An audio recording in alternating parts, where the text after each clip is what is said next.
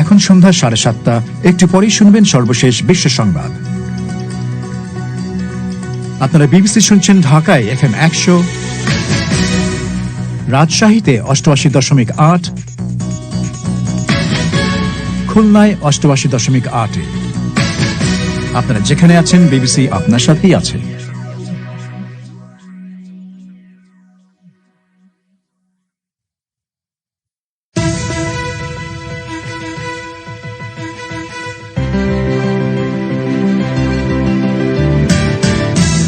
BBC বাংলায় এখনকার প্রধান খবর।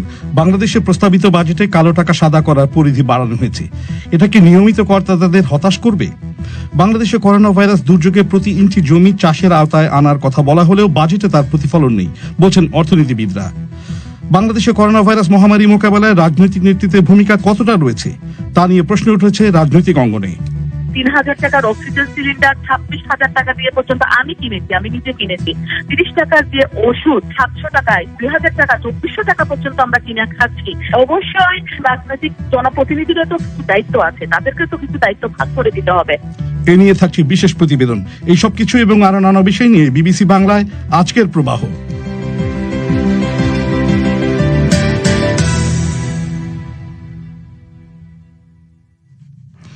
আজকের প্রবাহ পরিবেশন করছি আমি মাসুদ হাসান খান।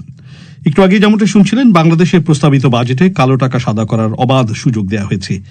আগে এই টাকা প্লট, ফ্ল্যাট, শেয়ার বাজার সহ আরো কয়েকটি খাতে বিনিয়োগের সুযোগ দেওয়া হলেও এখন থেকে এই কালো টাকা ব্যাংকে 10% করে জমা রেখে সাদা করা যাবে এবং এ নিয়ে আয়কর, দুদক কিংবা অন্য কোনো ব্যক্তি বা প্রতিষ্ঠান কোনো প্রশ্ন করতে পারবে না। তাহলে প্রশ্ন ওঠে, রাষ্ট্রের পক্ষ থেকে যখন বারবার করে কালো টাকা সাদা করার সুযোগ দেওয়া হয় তখন কি সেটা নিয়মিত করদাতাদের হতাশার মুখে ফেলে? জানার চেষ্টা করেছেন সংবাদদাতা সঞ্জানা চৌধুরী। এবারে 2020 থেকে 2021 অর্থ বছরের বাজেটে কালো টাকা সাদা করার অবাধ সুযোগ দেওয়া হয়েছে। সামনের 1 বছর কালো টাকার মালিকরা জমি, ফ্ল্যাট, শেয়ার বাজার, সঞ্চয়পত্র এমন নানা খাতে মাত্র 10% করে তাদের কালো টাকা সাদা করতে পারবেন। এমনকি 10% কর দিয়ে ব্যাংকেও এই টাকা জমানো যাবে। অনিয়মিত করদাতাদের এমন সুবিধা দিতে দেখে হতাশার মধ্যে পড়েছেন নিয়মিত করদাতা এবং বেসরকারি প্রতিষ্ঠানের কর্মকর্তা ফেরদৌস আরা রুমি। তিনি নিয়মিত সর্বোচ্চ 25% হারে কর দিয়ে এলেও কোনো সুবিধা পাননি। অথচ যারা এতদিন প্রকৃত সম্পদের হিসাব গোপন করে কর ফাঁকি দিয়ে এসেছেন তাদেরকেই 10% করে কালো টাকা সাদা করার সুযোগ দেয়া হচ্ছে। একজন নাগরিক হিসেবে ইনকাম ট্যাক্সও দিচ্ছি, আমি ভ্যাটও দিচ্ছি, কিন্তু তাদেরটা সাদা করার জন্য বারবারই সুযোগ দেওয়া হচ্ছে। তারা যদি ব্যাংকেও এটা রাখে 10% কর দিলে তার মানে সেটা বৈধ টাকা হয়ে যাচ্ছে। আমি আমার যে শ্রম ঘামের টাকা আমি দিচ্ছি এবং আমার টাকাটাই কিন্তু চুরি করতেছে। আমার টাকা নিয়ে তাদেরকে দেওয়া হচ্ছে এবং সেই টাকাটা আবার তাদেরকেই বৈধ করার সুযোগ দেওয়া হচ্ছে। আর আমাদের ছাঁটাই হবে, আমাদের বেতন কমবে, আমাদের সবকিছু হবে। যে এটা যখন মনে হয় ভালো কথা মুখে আসে না আসলে। অনেক সময় কোনো উৎস থেকে আসা অর্থ অপ্রদর্শিত থাকলে বৈধ আয়ও অবৈধ হয়ে যায়। সেই অর্থকে বৈধতা দিতে রাষ্ট্রের পক্ষ থেকে এই ছাড়গুলো দেয়া হয়। কিন্তু এবার বাড়াবাড়ি করা হয়েছে বলে অভিযোগ বিশেষজ্ঞদের। এই অনিয়মিত করদাতাদের জরিমানা করা তো হচ্ছেই না, বরং তাদের অপ্রদর্শিত অর্থ বিনিয়োগ নিয়ে আয়কর, দুদক বা অন্য কোনো ব্যক্তি বা প্রতিষ্ঠান কোনো প্রশ্ন করতে পারবে না বলেও বাজেট বক্তৃতায় স্পষ্ট জানিয়ে দেওয়া হয়েছে। এতে রাষ্ট্রের নৈতিকতা প্রশ্নবিদ্ধ হওয়ার পাশাপাশি অনিয়ম, দুর্নীতিকে উস্কে দেওয়া হচ্ছে, সেই সঙ্গে সংবিধান লঙ্ঘন করা হচ্ছে বলে জানান টিআইবির নির্বাহী পরিচালক ইফতেখারুজ্জামান। কালো টাকা সাদা করার যে প্যাকেজটা প্রস্তাব করা হচ্ছে আসলে প্রকারান্তরে সরকার কিন্তু জনগণকে বলছে তোমরা দুর্নীতি করো, অবৈধ সম্পদ আহরণ করো, বছরের শেষে রাজস্ব বোর্ডের কাছে একটা কাগজ নিয়ে আসলে তাকে বৈধতা দিয়ে দেওয়া হয়। অন্য দিক থেকে বৈষম্যমূলক যারা সৎ উপায় উপার্জন করেন তারা কিন্তু নিরুৎসাহিত হবেন। তার কারণ হচ্ছে যে তারা কেন 25% হারে ট্যাক্স দিবেন যেখানে 10% হারে মৌকুফ পাওয়া যায়। এটা সংবিধান পরিপন্থী, কারণ আমাদের সংবিধানের পরিষ্কার অঙ্গীকার আছে যে রাষ্ট্র এমন একটা ব্যবস্থা সৃষ্টি করবে যেখানে অনুপার্জিত আয় অবৈধ হবে।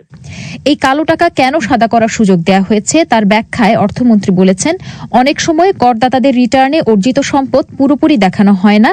তাদের আয়কর রিটার্নে এই ধরনের ভুল সংশোধনের সুযোগ করে দিতেই এমন প্রস্তাব করা হয়েছে।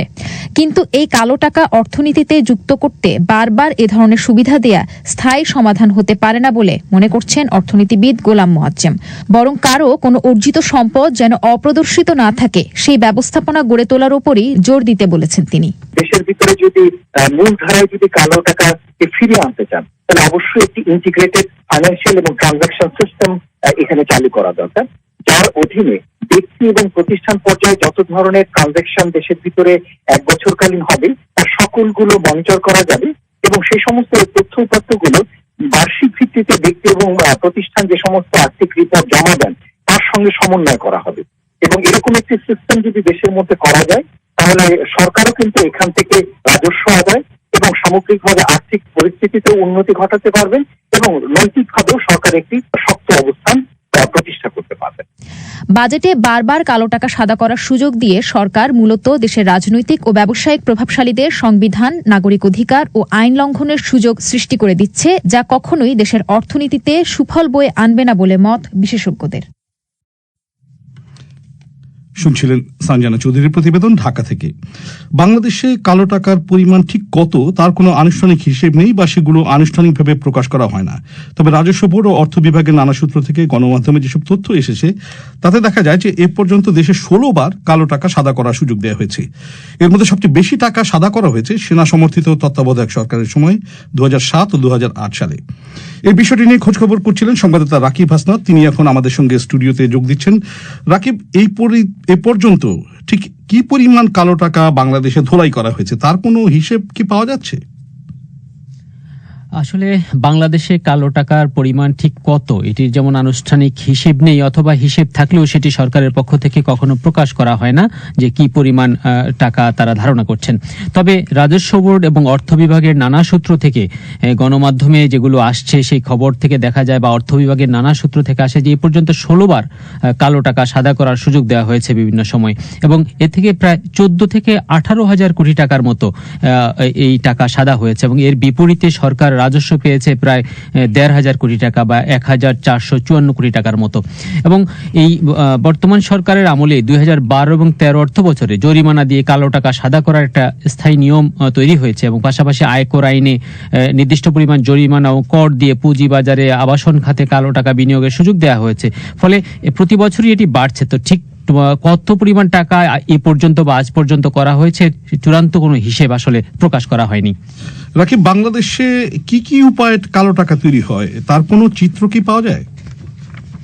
সেটি গবেষক এবং অর্থনীতিবিদরা সেটি সম্পর্কে কিছু ধারণা দিতে পারেন, যেটি হলো যে যেমন আমি টিআইবি যারা বাংলাদেশের এই অপ্রদর্শিত অর্থ অর্থাৎ অদৃশ্য অর্থনীতি শীর্ষকে একটি গবেষণা করেছিল প্রায় 1 দশক আগে। এরপরে প্রতি বছরই তারা এই বিষয়টি ফলো করে। তার নির্বাহী পরিচালক ডক্টর ইফতেখারুজ্জামান, তার সাথে আমার কথা হচ্ছিল, তিনি বলছিলেন যে প্রধানত কয়েকটি উপায় আছে, যেটি হলো যেমন ব্যবসার ক্ষেত্রে আপনি জানেন আন্ডার ইনভয়েসিং এবং ওভার ইনভয়েসিং, এটি সবাই মোটামুটি আমরা জানি যে বাংলাদেশে ব্যবসার ক্ষেত্রে এইটি কালো টাকা সবচেয়ে বেশি তৈরি করে। অর্থাৎ বিদেশ থেকে পণ্য আমদানি বা রপ্তানির ক্ষেত্রে কাগজপত্রে অনিয়ম করে নানান শ্রেণী পেশার লোকের সঙ্গে যোগসাজশ করে বেশি বা কম দাম দেখিয়ে করের পরিমাণ কমানো হয়, টাকার পরিমাণ কম দেখানো হয়, এর মধ্যে একটি বিপুল পরিমাণ অর্থ সরিয়ে ফেলা হয়।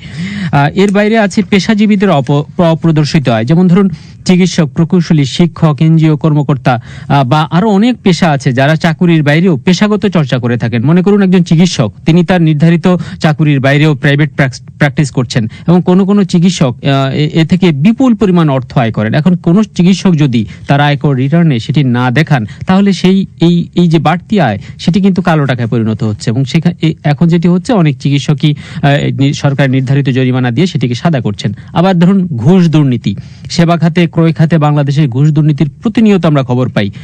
এই দুর্নীতির মাধ্যমে উপার্জিত যে অর্থ সেটি কোনোভাবেই বৈধ আয়ের সাথে সামঞ্জস্যপূর্ণ নয় এবং অনেকেই নগদ অর্থ এভাবে উপার্জন করেন যেগুলো বৈধ ব্যাংকিং চ্যানেলে আসে না এবং এই অর্থটাও কালো টাকা হিসেবে চিহ্নিত হয়। এর বাইরে অর্থ পাচার, বাংলাদেশে আপনি জানেন যে অর্থ পাচার একটি বড় সমস্যা। বাংলাদেশ থেকে গবেষকরা মনে করেন যে বছর প্রায় $2 বিলিয়ন মতো অর্থ পাচার হয় বলে বাংলাদেশ থেকে হয়। আবার কোনো ক্ষেত্রে পাচারের ব্যক্তি এত প্রকট যে বাংলাদেশ থেকে বিদেশে পাচার হয়ে সেই অর্থ আবার বাংলাদেশে আসে। অর্থাৎ দুভাবে সুবিধাটা নেওয়া হয়, একভাবে যাওয়ার সময় আবার আসার সময় সেগুলোকে রেমিটেন্স বা অন্য কোনো হিসাবে দেওয়া হয়, সেখানেও কোনো কর দেওয়া হয় না। তারপরে আছে নিষিদ্ধ পণ্যের ব্যবসা, অর্থাৎ কালোবাজারি, চোরাকারবারি, অস্ত্র মাদক ব্যবসা, যেগুলো বাংলাদেশে নিষিদ্ধ, কিন্তু বাংলাদেশে আমরা জানি যে প্রায়শই অবৈধ অস্ত্র ধরা পড়ে, অবৈধ মাদক ধরা পড়ে, অর্থাৎ একটি বাণিজ্য আছে। এই বাণিজ্যের যে অর্থ, সেই অর্থ পুরোটাই কালো টাকা, এখানে কোনো বৈধভাবে টাকার সুযোগ নেই। সেটা অর্থনৈতিক যোগ হয় না। রাকিব, আপনাকে অনেক অনেক ধন্যবাদ। ঢাকা থেকে খবর দিচ্ছিলেন আমাদের সংবাদদাতা রাকিব হাসনাত। বাংলাদেশে করোনা ভাইরাস দুর্যোগে অর্থনৈতিক অনিশ্চয়তার ক্ষেত্রে প্রতি ইঞ্চি জমি চাষের আওতায় আনার কথা বলা হলেও প্রস্তাবিত বাজেটে তার কোনো প্রতিফলন নেই বলে মনে করছেন অনেক অর্থনীতিবিদ। যারা কৃষি নিয়ে কাজ করেন তাদের অনেকেই বলছেন, আগামী অর্থ বছরের প্রস্তাবিত বাজেটে সরকার কৃষিখাত অগ্রাধিকার বললেও এবার বরাদ্দ সেভাবে বাড়েনি এবং প্রান্তিক বা ক্ষুদ্র কৃষকদেরও স্বার্থ বিবেচনা করা হয়নি। এ নিয়ে ঢাকা থেকে বিস্তারিত জানাচ্ছেন সংবাদদাতা কাদির কল্লোল। করোনা ভাইরাস মহামারীতে রপ্তানি খাত সহ অর্থনীতির বিভিন্ন ক্ষেত্র যে অনিশ্চয়তায় পড়েছে, সেই প্রেক্ষাপটে বাংলাদেশ সরকার কৃষি উৎপাদন বৃদ্ধিকে সর্বোচ্চ অগ্রাধিকার দেওয়ার কথা বলছে। সেজন্য প্রতি ইঞ্চি জমি চাষের আওতায় আনার তাগিদ দেয়া হচ্ছে।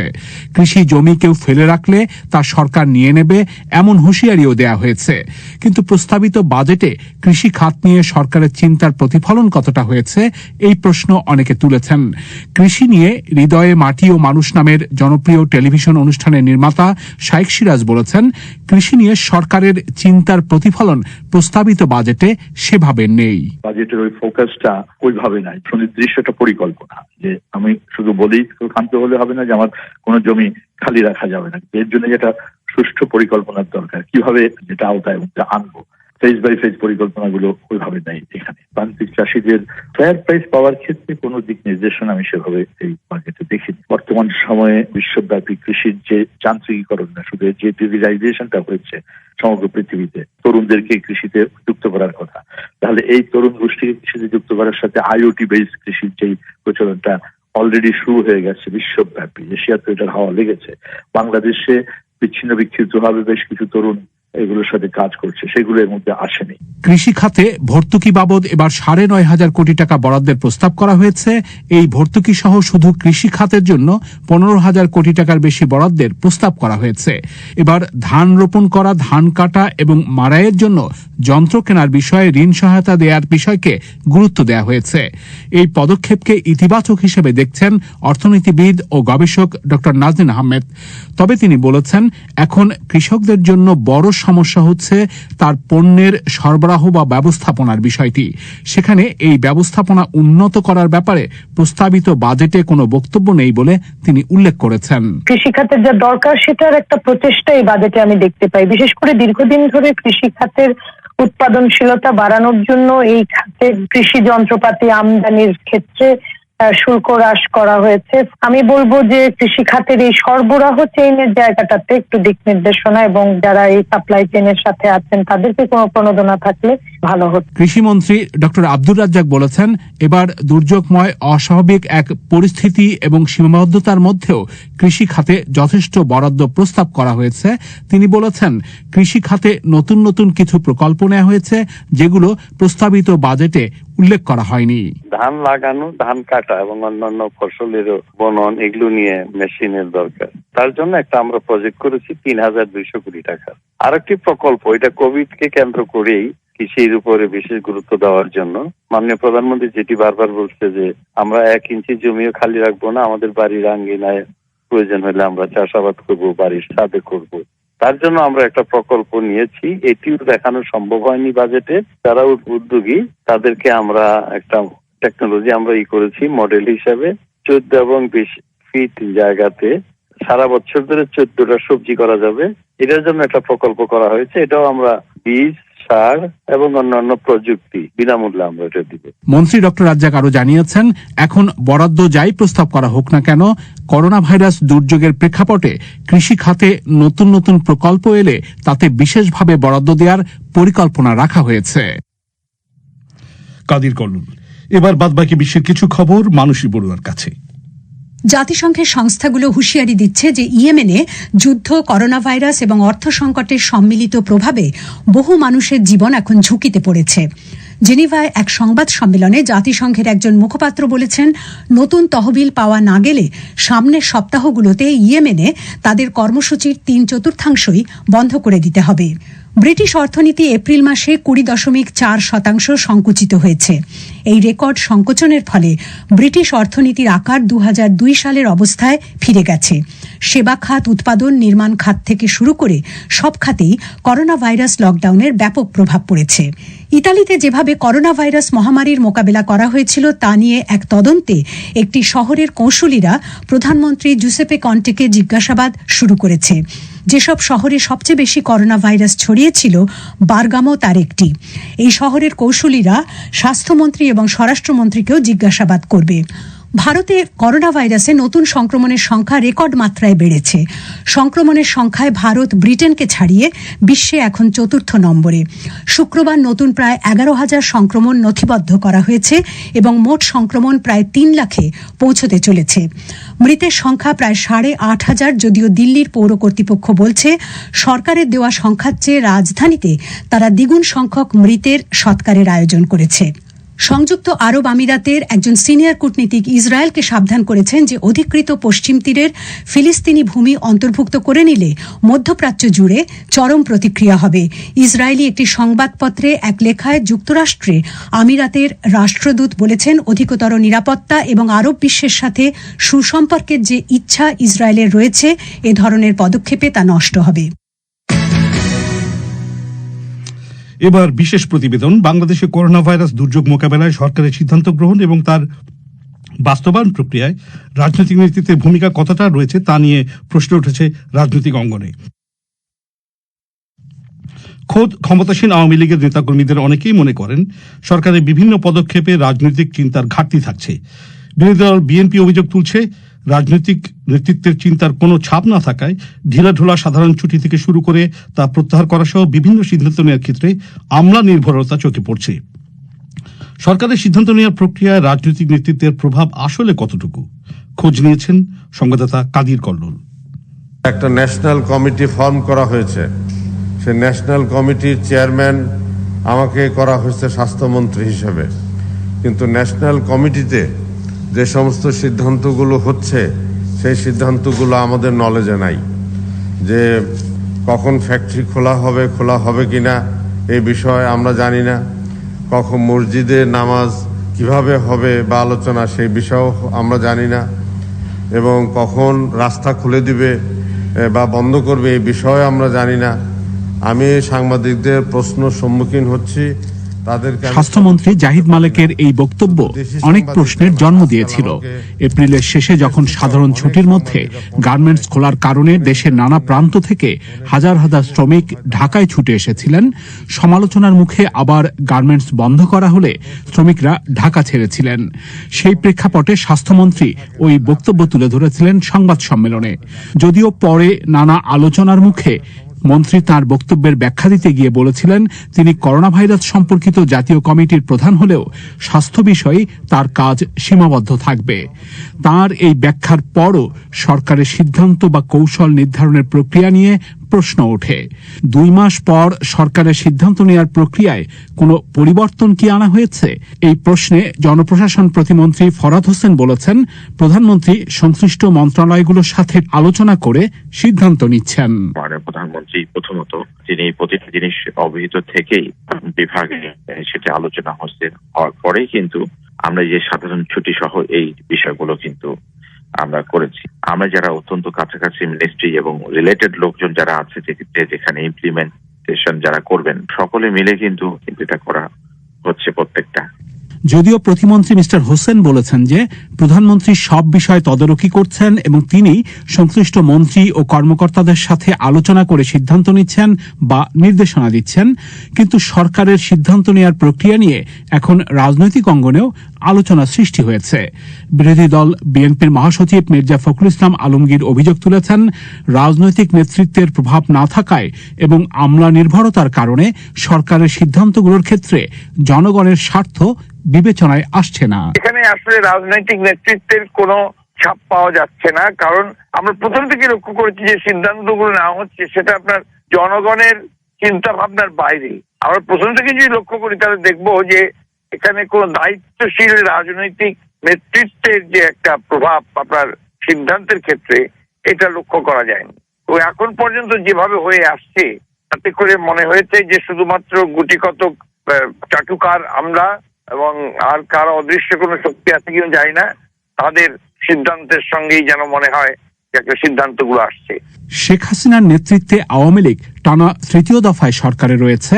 বিশ্লেষকদের অনেকে বলেছেন এই সরকারেরই গত 11 বছরে রাজনীতি সহ বিভিন্ন ক্ষেত্রে সংকট সমাধানে রাজনৈতিক নেতৃত্বের প্রভাব দৃশ্যমান ছিল, কিন্তু তারা এখন পার্থক্য দেখছেন করোনা ভাইরাস দুর্যোগ সামলাতে সিদ্ধান্ত নেয়ার ক্ষেত্রে। ঢাকা বিশ্ববিদ্যালয়ের শিক্ষক জোবাইদা নাসরিন বলেছেন, এখন সরকার যেভাবে কাজ করছে তাতে প্রধানমন্ত্রী শেখ হাসিনাকেই সব বিষয়ে সিদ্ধান্ত বা নির্দেশনা দিতে হচ্ছে। অন্যান্য সময় আমরা দেখেছি যে আওয়ামী লীগ যদিও শেখ হাসিনা নির্ভর দল, তারপরে কিন্তু অন্যান্য ভাবে ওনারা রাজনৈতিক সহকর্মীদের থেকে বিভিন্ন রকম সাহায্য সমর্থন পেয়েছেন এবং সিদ্ধান্তগুলো কিন্তু সামগ্রিকভাবে নেওয়ার চেষ্টা হয়েছে। কিন্তু এক্ষেত্রে আমরা প্রথম থেকে দেখেছি যে কোনো এলাকাতেই আপনার নেতারা নেই, মন্ত্রীরা নেই, আপনার এমপিরা নেই, এমনকি ইউনিয়ন পরিষদের যিনি ত্রাণ ছাড়া ইউনিয়ন পরিষদের চেয়ারম্যানরাও নেই, এবং ত্রাণের বিষয়গুলো আমরা সবাই কম বেশি জানি কি হয়েছে। তো সেক্ষেত্রে দেখা যাচ্ছে যে আপনার দলীয় প্রধান হিসেবে শেখ হাসিনার এককভাবেই আপনার এই মোকাবেলা করতে হচ্ছে এবং উনি এককভাবে নির্দেশনা দিচ্ছেন। ক্ষমতাসীন আওয়ামী লীগের ভিতরেও সিদ্ধান্ত নেয়ার প্রক্রিয়া নিয়ে অনেক প্রশ্ন বা নানা আলোচনা রয়েছে। দলটির মাঠের নেতাকর্মী সহ বিভিন্ন পর্যায়ে কথা বলে এমন ধারণা পাওয়া যায়। সাবেক মন্ত্রী এবং আওয়ামী লীগের সিনিয়র নেতা তোফায়েল আহমেদ মনে করেন, সরকারের সিদ্ধান্ত নেয়ার প্রক্রিয়ায় রাজনৈতিক নেতৃত্বের সম্পৃক্ততা কিছুটা কম। আমাদের মাননীয় প্রধানমন্ত্রী এই করোনা ভাইরাসের এই সময়টায়, কঠিন সময়ে তিনি কিন্তু সমস্যাগুলি চিহ্নিত করে সেই ব্যাপারে তিনি নির্দেশ দিয়েছেন, এবং সত্যিকার অর্থেই তার যে নির্দেশগুলো সেগুলো যদি আমরা সঠিকভাবে বাস্তবায়ন করতে পারতাম বা পারি, তাহলে এই সংকট থেকে আমাদের মুক্তি লাভ করা খুব কঠিন কাজ হবে বলে আমি মনে করি না। তবে একটা কথা বলি, রাজনৈতিক নেতৃত্ব যদিও এখানে সরাসরি জড়িত কম, কিন্তু মাননীয় প্রধানমন্ত্রী তাদেরকেও তো কাজ করার নির্দেশ দিয়েছেন। আমরা যারা নির্বাচিত এমপি বা আমাদের যারা মন্ত্রিসভার সদস্যবৃন্দ, প্রত্যেকেই কিন্তু তার নিজস্ব এলাকায় করোনা দুর্যোগকালীন সময়ে দুস্থ মানুষের পাশে দাঁড়িয়েছে। আমি মনে করি যে অতীত দুর্যোগকালীন সময় রাজনৈতিক নেতৃত্বই কিন্তু সমস্যার সমাধান করতে পেরেছে। আমি শুধু এইটুকুই বলবো যে প্রধানমন্ত্রীর নির্দেশগুলি যথাযথভাবে পালন করার জন্য রাজনৈতিক নেতৃবৃন্দ যদি সম্পৃক্ত হয়, তারা যদি কাজ করে বা যেটা এখন করে চলেছে, তাইলে সমস্যাটা আমরা সমাধান করতে হয়তো সক্ষম হব। লকডাউন না বলে সরকার সাধারণ ছুটি দিয়েছিল 66 দিন। করোনা ভাইরাসের সংক্রমণ ঠেকাতে সেই পদক্ষেপ ব্যর্থ হয়েছে বলে সরকারের সাথে সম্পৃক্ত সিনিয়র চিকিৎসক এবং বিশেষজ্ঞদের অনেকে মনে করেন। তাঁদেরও অভিযোগ রয়েছে যে সংক্রমণের বিস্তার ঠেকানোর জন্য তাদের পরামর্শ অনেক ক্ষেত্রে আমলে না নিয়ে অর্থনৈতিক সব কর্মকাণ্ড চালু করা হয়েছে। সিনিয়র চিকিৎসক এবং বিশেষজ্ঞদের নিয়ে গঠিত সরকারের কারিগরি কমিটির প্রধান অধ্যাপক মোহাম্মদ শহীদুল্লাহ বলেছেন, তারা স্বাস্থ্য মন্ত্রণালয়ের মাধ্যমে তাদের পরামর্শ সরকারের কাছে দিয়ে থাকেন, কিন্তু কঠোর লকডাউনের সুপারিশগুলো বিবেচনা করা হচ্ছে না বলে তিনি উল্লেখ করেছেন। আমাদের বক্তব্য ছিল যে লকডাউনটা হলে প্রপার হতে হবে। যেরকম আমরা 2 মাস সামথিং দিন করলাম, তার জায়গায় যদি 3টি সপ্তাহ আমরা কোথাও সারা বাংলাদেশ যখন করেছিল, প্রথম 3 সপ্তাহ যদি একটানা লকডাউন করতো, তারপরে হয়তো আস্তে আস্তে শিথিল করলে আর ফলাফলটা ভালো পাওয়া যেত, যেটা হয়ে গেছে। এখন আমাদের কাছে মনে হয় যে জোনিং যেটা করা হয়, রেড, ইয়েলো এবং গ্রিন, এটাকেও যদি প্রপার ভাবে মূল্যায়ন করে পদক্ষেপ নেই, এরপরেও আমরা মনে করি যে আমরা এই রোগটাকে নিয়ন্ত্রণের মধ্যে রাখতে পারবো। সংক্রমণ ঠেকানোর চেষ্টা বা সিদ্ধান্তগুলো নিয়ে যেমন শুরু থেকেই সমালোচনা হচ্ছে, এখন প্রতিকারের ক্ষেত্রে চিকিৎসা ব্যবস্থার বেহাল দশা নিয়েও সংবাদ মাধ্যমে নানান খবর প্রকাশ হচ্ছে। এমন পরিস্থিতির জন্য সরকারের বিরুদ্ধে তাদের কৌশলের ব্যর্থতার অভিযোগ এনেছেন বিএনপি নেতা মির্জা ফখরুল ইসলাম আলমগীর। এখন যে অবস্থাটা আরো বড় প্রবলেম হয়ে দাঁড়িয়েছে যে কেউ কিন্তু চিকিৎসা পাচ্ছে না। এমনকি আপনার করোনা আক্রান্ত রোগী তিনি গিয়ে কোথাও কোনো অক্সিজেনও পাচ্ছেন না, অক্সিজেন সিলিন্ডার নেই। এগুলো যদি আপনার একটা পলিটিক্যাল একটা ডাইমেনশন থাকতো, রাজনৈতিক চিন্তা ভাবনা গুলো থাকতো, তাহলে কিন্তু একটা জায়গায় এসে পৌঁছাতে পারতো, অন্তত মানুষগুলোকে তাদের জীবনটাকে আপনার সামনে নিয়ে আপনার চিন্তাটা করতে পারতো। এটা আসলে this has to be taken, যে আপনি একদিকে রাজনৈতিক চিন্তা, অন্যদিকে আপনার বিশেষজ্ঞ চিন্তা, চিকিৎসকদের সিদ্ধান্ত, পরামর্শ, এগুলোকে একসাথে করে আপনার একটা পলিটিক্যাল গভর্নমেন্ট এত ভুল করবে কেন? আপনার যেখানে ভারত আপনার লকডাউন করেই চললো কিছুদিন পর্যন্ত, তার এখন বোধহয় পুরোপুরি পার্সিয়াল উইথড্র হচ্ছে, আর আমরা সেখানে আপনার এমন ভাবে অবস্থা নিলাম এখন ল্যাজে গোবরে করে ফেললাম, সারা বাংলাদেশে ছড়িয়ে দিয়েছি আমরা এটা। এখন আওয়ামী লীগের মাঠ পর্যায়ে নেতাকর্মীদেরও অনেকে মনে করেন পরিস্থিতির দায় সরকারের উপরই আসছে। বন্দরনগরী চট্টগ্রাম থেকে আওয়ামী লীগের একজন নেত্রী জিনাত সোহানা বলছিলেন, মাঠ পর্যায়ে দলের নেতাকর্মীদের দায়িত্ব দিয়ে তাদের আরো সম্পৃক্ত করা প্রয়োজন। গৃহীত কর্মসূচিগুলা এগুলো পুঙ্খানুপুঙ্খ রূপে পালন না হওয়ার অনেক অভিযোগ আছে। যেমন আমি চট্টগ্রামের দিকে ইঙ্গিত দিতে পারি, সেটা হচ্ছে স্বাস্থ্যসেবা না পেয়ে রোগীরা মৃত্যুবরণ করছেন, এরকম কিন্তু প্রতিদিনে আমরা পত্রপত্রিকায় এই ঘটনাগুলো দেখতে পাচ্ছি। এবং ৩,০০০ টাকার অক্সিজেন সিলিন্ডার ২৬,০০০ টাকা দিয়ে পর্যন্ত আমি নিজে কিনেছি। এবং ওষুধের দোকানে যে ৩০ টাকার যে ওষুধ লাগামহীন ভাবে যে আমরা ৭০০ টাকায় আমরা ২,০০০ টাকা ২৪০০ টাকা পর্যন্ত আমরা কিনে খাচ্ছি। এক্ষেত্রে মাঠ পর্যায়ে তদারকি, মনিটরিং এবং কন্ট্রোলিং যে চেইন অফ কমান্ড, এটাকে আরো শক্ত হাতে নিয়ন্ত্রণ করতে হবে। অবশ্যই রাজনৈতিক জনপ্রতিনিধিদের তো কিছু দায়িত্ব আছে, তাদেরকে তো কিছু দায়িত্ব ভাগ করে দিতে হবে। সংক্রমণ ঠেকানো এবং চিকিৎসার যথাযথ ব্যবস্থা করা, এই দুটি টার্গেটের সাথে ৫ কোটির বেশি নিম্ন আয়ের এবং দরিদ্র মানুষকে সহায়তা দেওয়ার বিষয়েও সরকারকে সামলাতে হয়। প্রথম দিকে ত্রাণ তৎপরতায় অনেক ইউনিয়নে জনপ্রতিনিধিদের বিরুদ্ধে নানা অভিযোগ উঠেছিল। তখন ত্রাণ তৎপরতা প্রশাসনের নিয়ন্ত্রণে নেওয়া হয়। এক একটি জেলার তদারকির দায়িত্ব দেয়া হয় এক একজন সচিবকে। এ নিয়ে আওয়ামী লীগের ভিতরেই ক্ষোভ রয়েছে। রাজশাহী থেকে দলটির একজন নেত্রী মর্জিনা পারভিন বলছিলেন, ত্রাণ তৎপরতায় ভূমিকা রাখার সুযোগ না থাকায় মাঠের নেতাকর্মীদের একটা বড় অংশ একেবারে নিষ্ক্রিয় হয়ে রয়েছেন বলে তিনি মনে করেন। আমাদের জনপ্রতিনিধি অনেকে একটু মনক্ষুণ্ণ হয়েছেন। একজন প্রতিনিধির মন্তব্য শুধু আমি আপনাকে বলতে চাই যে উনি ক্ষোভে বলছিলেন যে আমরা রোদে বাতাসে বৃষ্টিতে সংগঠন করি, মানুষের পাশে থাকি, থেকে আমরা কিছুই না জেলা প্রশাসনের কাছে, তারাই সমস্ত কর্তাকর্তা। মন্ত্রিপরিষদ বিভাগের সাবেক একজন সচিব আলী ইমাম মজুমদার বলেছেন, সংশ্লিষ্ট মন্ত্রীরা ছাড়া মন্ত্রিসভার সব সদস্যের ভূমিকাও দৃশ্যমান নয়। যেহেতু সরকারের কৌশল নির্ধারণেই পুরো মন্ত্রিসভার বৈঠক এখনো করা যায়নি, ফলে সিদ্ধান্তের ক্ষেত্রে ঘাটতি থাকছে এবং বিভিন্ন বিষয়ে বিতর্কের সৃষ্টি হচ্ছে বলে তিনি মনে করেন। আরো রাজনৈতিক এখানে ইনভলভমেন্ট, যেটা আর কি সংশ্লিষ্টতার দরকার ছিল। আমরা বিশেষ করে মন্ত্রী পরিষদের যে সহকর্মীরা আছেন তাদের সিদ্ধান্ত গ্রহণ প্রক্রিয়ায় তাদের অংশীদারিত্ব থাকা উচিত ছিল। কাউন্সিল অফ মিনিস্টার্স, যেটা মন্ত্রিসভা বলা হয়, তো এই ৩ মাসের মধ্যে কাউন্সিল অফ মিনিস্টার্স কোনো পূর্ণাঙ্গ মিটিংও হয়নি। করোনার মধ্যেই নিরাপত্তা নিয়েই করা সম্ভব ছিল। আওয়ামী লীগের মন্ত্রী বা নেতাদের মধ্যে যারা এখন করোনা ভাইরাস মহামারী মোকাবেলায় সক্রিয় ভূমিকা রাখছেন, তারা মনে করেন এই দুর্যোগের শুরু থেকেই সরকারের বিভিন্ন পদক্ষেপ নিয়ে রাজনৈতিক উদ্দেশ্য থেকে কোনো কোনো পক্ষ বিতর্ক সৃষ্টির চেষ্টা করেছে। সিনিয়র মন্ত্রী ডক্টর আব্দুর রাজ্জাক বলেছেন, প্রধানমন্ত্রীর নেতৃত্বে তাঁদের সরকার এবং দলের রাজনৈতিক নেতৃত্ব যৌথ আলোচনার মাধ্যমেই কৌশল ঠিক করছে। একটা জিনিস হচ্ছে না যে ক্যাবিনেট মিটিং ওইভাবে পূর্ণাঙ্গ ক্যাবিনেট হয় না। পূর্ণাঙ্গ ক্যাবিনেট হইলে অনেক সময় মাননীয় প্রধানমন্ত্রী মন্ত্রীদেরকে সুযোগ দেন যে কোনো বিষয়ে কথা বলার জন্য, কিন্তু সেই সুযোগ নাই। এখন ক্যাবিনেট হয়, যাদের এজেন্ডা থাকে তারাই শুধু ক্যাবিনেট মিটিং এ থাকে, ওই জন্য বিস্তারিত আলোচনা হয় না। কিন্তু স্ব মন্ত্রণালয়ের সাথে সব বিষয়ে আলাপ আলোচনা হচ্ছে এবং উনি নির্দেশ দিচ্ছেন। তো কাজেই এটা আমলাদের কারণে লেজে গবরে হবে সেটা আমি মনে করি না। আমাদের কোনো অভিজ্ঞতা ছিল না, এই অসুখটি একদমই নতুন, এর ভয়াবহতা সম্পর্কে আমাদের কোনো ধারণা ছিল না। এই প্রেক্ষিতে কিছু ভুলভ্রান্তি হতে পারে, এটা অ্যাসেস করতে এবং ইমিডিয়েট সিদ্ধান্ত নিতে।